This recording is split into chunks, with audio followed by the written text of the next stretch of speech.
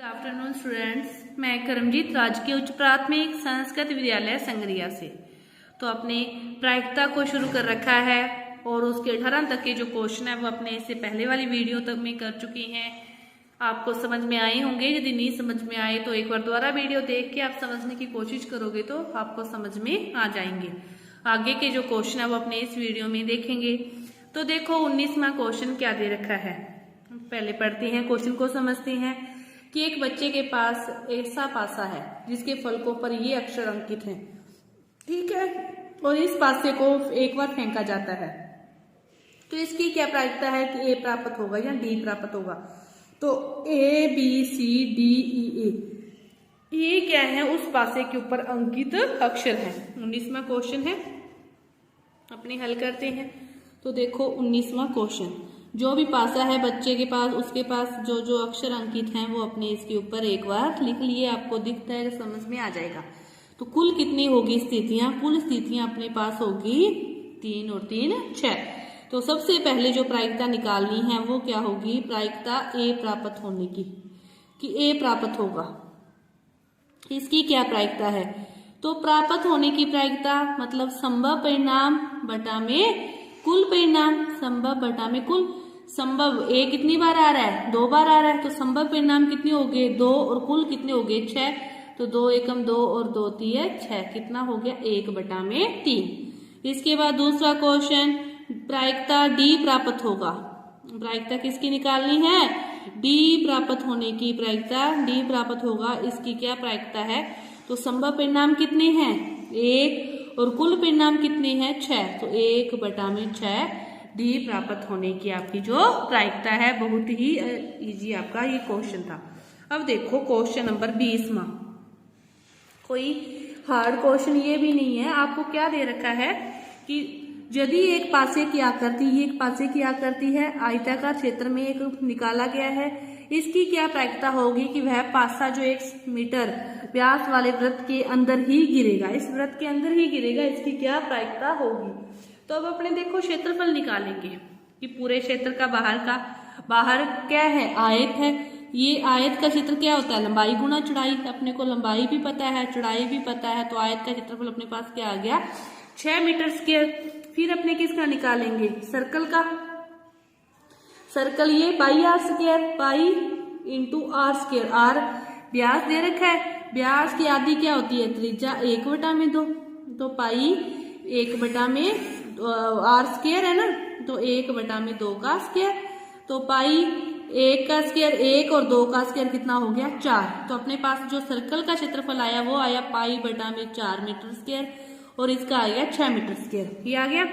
अब देखो क्या करना है कि अपने को जो सर्कल है वो पासा है वो सर्कल के अंदर गिरेगा या आयत। तो कुल स्थिति मतलब पासा कहाँ गिर रहा है, इस स्थिति के अंदर, इस क्षेत्रफल के अंदर, और कुल परिणाम जो है कहाँ गिर सकता है, इतना बड़ा है, तो इतना क्षेत्रफल बटा में कुल। तो संभव परिणाम क्या है पाई बटा में 4 और कुल परिणाम क्या है बटा में 6। मतलब कुल परिणाम तो ये सारा कहीं भी गिर सकता है, संभव ये है कि वो इसके अंदर गिरे, उसने ये कहा इसकी प्रायिकता। तो पाई तो ऊपर है ही, 4 यहाँ से फिर नीचे आ जाता है, तो 6 चौका 24, मतलब इस क्षेत्र ये प्रायिकता है कि वो इसके अंदर गिरेगा। ये अपना क्वेश्चन था 20वां क्वेश्चन, आपको समझ में आया होगा।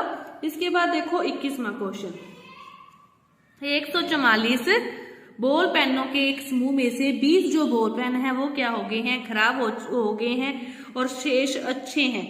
आप वही पेन खरीदना चाहेंगे, अपने कौन सा पेन खरीदेंगे दुकान से, खराब खरीदेंगे या अच्छा। अपने खराब क्यों खरीदेंगे, अपने तो अच्छा ही खरीदेंगे। परंतु दुकानदार इन पेनों में से आपको एक पेन निकालने के लिए कहता है। सीधे पेन पड़े आपके पास कि 144 बॉल पेनों का समूह है, उसमें से 20 बॉल पेन क्या है, खराब है। तो उसमें से आपको दुकानदार क्या कहता है कि आप एक पेन खरीद लो, निकालोगे तो आप वह पेन खरीदेंगे। निकालने के बाद यदि अच्छा पेन आएगा तो अपने खरीदेंगे। इसका अर्थ क्या है कि अच्छा पेन खरीदने की प्रायिकता, आप वह पेन नहीं खरीदेंगे। कौन सा पेन नहीं खरीदेंगे, यदि निकालने के बाद अपने पास खराब पेन आया तो अपने क्यों खरीदेंगे। तो इसमें बस कुछ नहीं है, अच्छा और खराब लिखने की बजाय आपको थोड़ा सा क्वेश्चन को घुमाया, ज्यादा नहीं घुमाया, थोड़ा सा घुमाया। आपको सोचना ही है कि अपने खराब पेन क्यों खरीदेंगे, अपने कौन सा पेन खरीदेंगे, अपने तो अच्छा ही पेन खरीदेंगे। तो आप वह पेन खरीदेंगे यानी कि अच्छा पेन खरीदेंगे और नहीं खरीदेंगे यानी कि खराब पेन नहीं खरीदेंगे। तो देखो इस क्वेश्चन को कैसे हल करते हैं। अपने 121वां क्वेश्चन है अपने पास। देखो 21वां क्वेश्चन,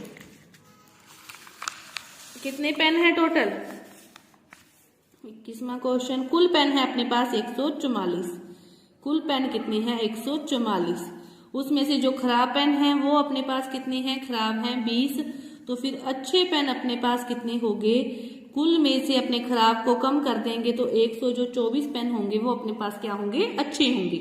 अब देखो पहले नंबर पर कि आप वह पेन खरीदेंगे, मतलब अच्छा पेन खरीदने की प्रायिकता। अच्छा पेन खरीदने की प्रायिकता,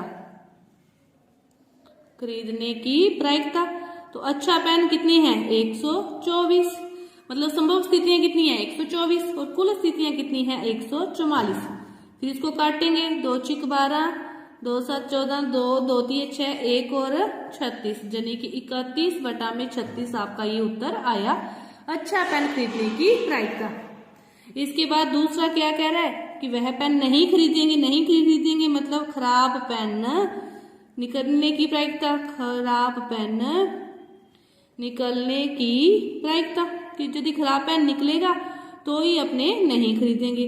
तो खराब पेन कितने हैं? 20 और कुल तो हमेशा उसके लिए भी वही थी, इसके लिए वही होगी। 2 10, 2 7 14, 2 5 10, 36 कितना आ गया? 5 बटा में 36।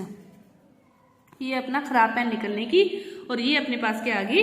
अच्छा पेन निकलने की प्रायिकता। ये तो थी अपना क्वेश्चन नंबर 21वां। यहाँ तक आपको समझ में आ गया होगा। इसके बाद अपने करते हैं क्वेश्चन नंबर 22वां।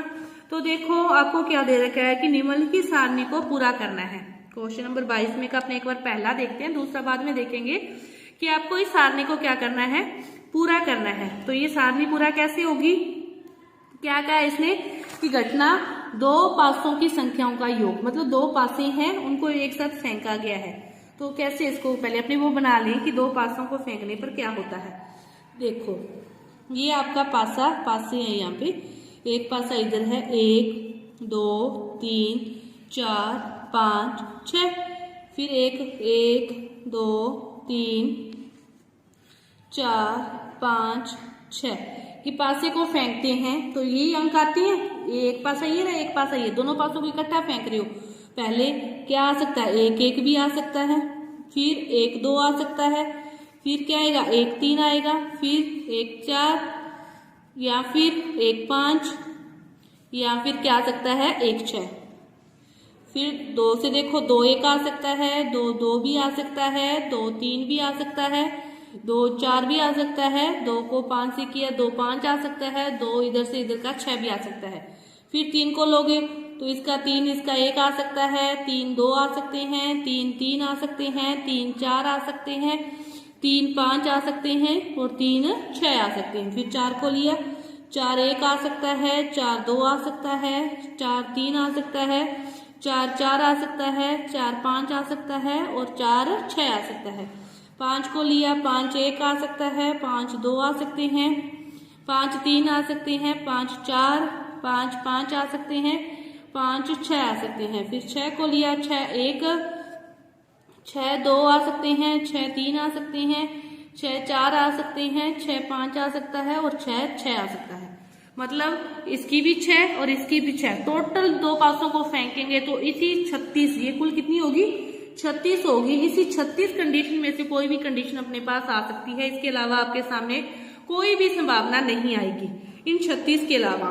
ठीक है, अब देखो सारणी में क्या दे रखा है, ध्यान से सारणी भी देखेंगे और इसको भी देखेंगे कि दोनों पासों की संख्याओं का योग 2 हो तो उसकी प्रायिकता ये है। अब देखो 2 कब होगा?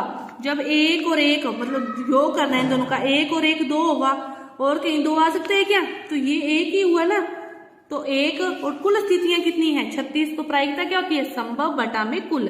अपने पहले यहाँ पे निकाल लेते हैं, फिर सारणी को अपने भर लेंगे। अब देखो अपने पास ये है, दूसरे पेज पे अपने साथ के साथ हल कर लेते हैं, ये भी देखते चलते। तो कुल स्थितियां देखो, कुल स्थितियां कितनी हुई? जब योग कितना हो? 2। जब योग 2 हो तो स्थिति कितनी है? 1 और कुल कितने हैं 36।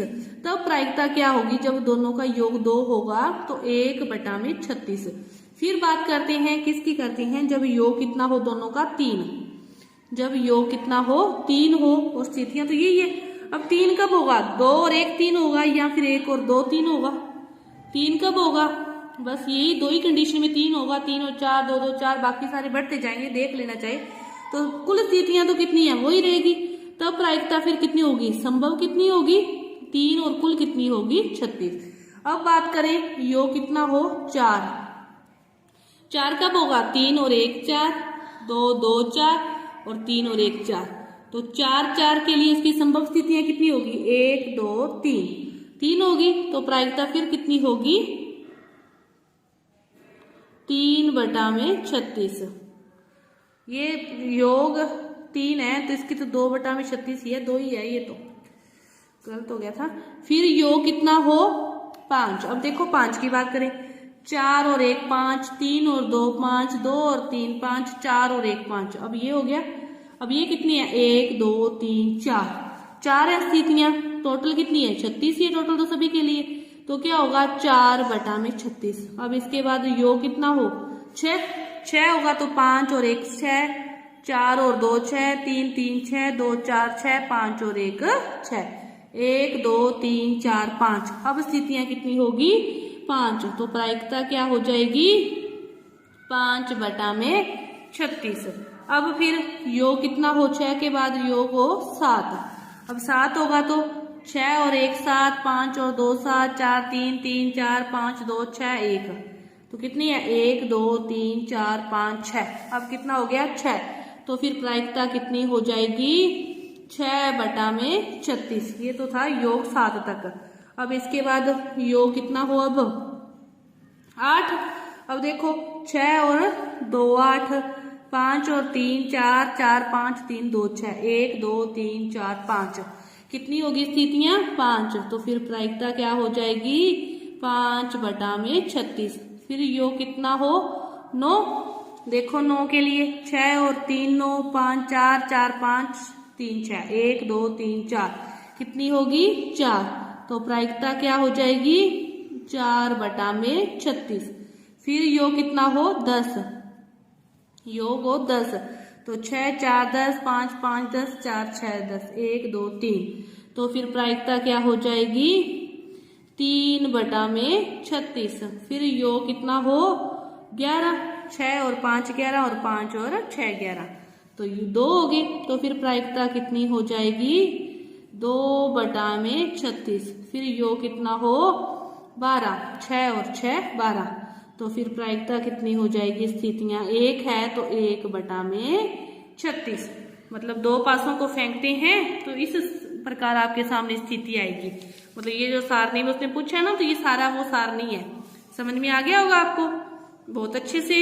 ये जो था 22वें का पहला क्वेश्चन। अब देखो 22वें का दूसरा क्वेश्चन। एक विद्यार्थी ये तर्क देता है कि यहाँ कुल 11 परिणाम है, ये सारे परिणाम है, प्रत्येक की प्रायिकता 1/11 है। तो ये तर्क सही है या गलत। अब देखो अपने पास अपने प्रायिकता निकाली सभी की, क्या आई, ये आई सारी। तो कहीं भी 1/11 आई है क्या, उसने तो कहा प्रत्येक की। अपने पास किसी एक की भी नहीं आई, किसी एक की भी नहीं आई। सभी की प्रायिकता एक जैसी होगी तो इसका अर्थ क्या होगा, वो घटनाएं क्या होगी एक जैसी होगी, समप्रभावी होगी। लेकिन ये सारी घटनाएं क्या है अलग अलग है। तो वो क्वेश्चन उस तर्क से अपने सहमत नहीं है, सभी की प्रायिकता एक जैसी नहीं है। तो ये अपने 22 तक के जो क्वेश्चन है वो इस वीडियो में, आगे के जो क्वेश्चन है वो अपने अगली वीडियो में करेंगे। धन्यवाद।